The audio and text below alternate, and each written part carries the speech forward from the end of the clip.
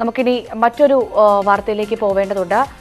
Water അതോറിറ്റിയുടെ കൂറ്റൻ പൈപ്പുകൾ മുടക്കിയത് ആനയറ മഹാരാജാസ് ലൈനുകാരുടെ വഴി മാത്രമല്ല, ജീവിതം കൂടിയാണ്.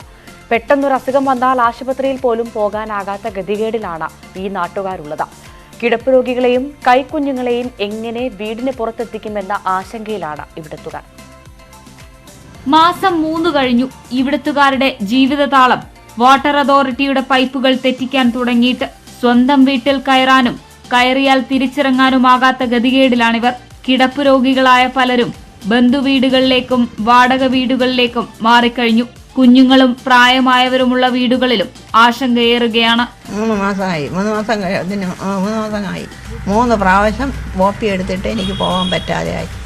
പിന്നെ നടന്നു പോകാൻ പാട്, അവിടെ കൂടെ വഴിയില്ല. പിന്നെ കാറ് കൊണ്ടുപോകാനൊന്നും ഒക്കില്ല. കാറിൽ പൊക്കത്തിൽ എനിക്ക് കയറാനൊന്നും വയ്യ. ഫിസിയോതെറാപ്പി എടുക്കണമെന്ന് പറഞ്ഞു. ഇവിടെ കൂടെ എങ്ങനെ പോകും ഫിസിയോതെറാപ്പി എടുക്കാനായിട്ട്? പിന്നെ മാറ്റണ്ടേ, വലിയ ബുദ്ധിമുട്ട്. ഇങ്ങോട്ടും പോകാനൊന്നും പാടില്ല. പിന്നെ എനിക്കിതിൽ പിന്നെ വണ്ടിയേറ്റ കൊണ്ടൊന്ന് വീട്ടിലേറ്റ പോവാനേ ഒന്നിനും പാടില്ല. കാറുകൾ കിടന്ന് കൊതുക് കടിച്ച് കാട്ടിനകത്ത് കിടന്ന് കൊതുക് കടിച്ച് കിടക്കാൻ പാടില്ല, തൂക്കാൻ പാടില്ല. ആശുപത്രിയിൽ പോകാനാകാതെ വിഷമിക്കുകയാണ് രോഗികൾ. കഴിഞ്ഞു 3 മാസമല്ല 4 മാസമാകാൻ പോവുകയാണ്. അതിൻ്റെ മുൻപ് ജസ്റ്റ് ഒരു 10 ഡേയ്സ് എന്തോ മുൻപാണ് ഞാൻ വീണത്. എനിക്ക് 1-2 പ്രാവശ്യം ഡോക്ടറെ അടുത്ത് പോകാൻ പറ്റിയിട്ടുണ്ട്. പിന്നെ ഈ പൈപ്പ് ഇട്ട് കഴിഞ്ഞാൽ എന്ത് ചെയ്യാൻ പറ്റും?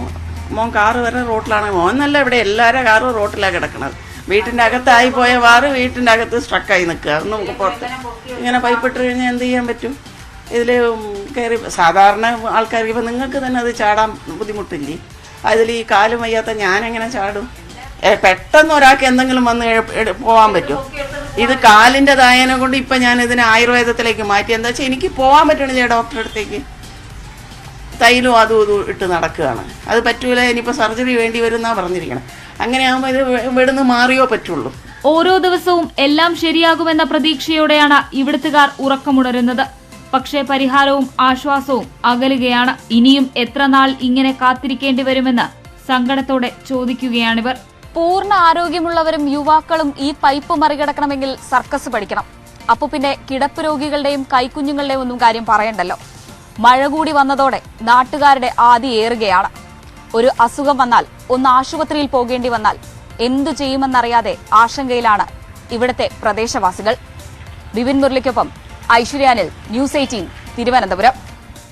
അസാധാരണ പ്രതിസന്ധിയാണ് അവിടെ. കാരണം ദിവസങ്ങളായി ഇങ്ങനെ വാർത്തകൾ ചെയ്യുന്നുണ്ട്, പക്ഷേ അതിന് പരിഹാരം നീളുകയാണ്. എന്തായാലും പരിഹാരത്തിന് അല്പോടെ കാത്തിരിക്കേണ്ടി വരുമെന്നാണ് അറിയുന്നത്. കാരണം പൈപ്പ് കുഴിച്ചിടാനുള്ള യന്ത്രത്തിന് തകരാറുണ്ട്. ആ തകരാറ് പരിഹരിക്കണേ ഇനിയും ദിവസങ്ങൾ വേണ്ടി. അല്ല, ഐശ്വര്യ പറഞ്ഞൊരു ശ്രദ്ധേയമായ കാര്യമാണ്. യുവാക്കൾക്ക് പോലും സർക്കസ് പഠിക്കേണ്ട സാഹചര്യമാണ് ഒന്നിപ്പുറം കടക്കാൻ. അങ്ങനെയാണെങ്കിൽ ഈ പ്രായമായവരുടെയും കുട്ടികളുടെയും ഒക്കെ ഒരു അവസ്ഥ എന്താണ് എന്നത്? അതെ, അതായത് നമുക്ക് സഞ്ചരിക്കാൻ നിയമപ്രകാരം നമുക്ക് ഭരണഘടന അനുമതി നൽകിയിട്ടുണ്ട്. നടക്കാനും ഇരിക്കാനും ഉള്ള സ്വാതന്ത്ര്യമുണ്ട് പൊതു ഇടങ്ങളിലൂടെ.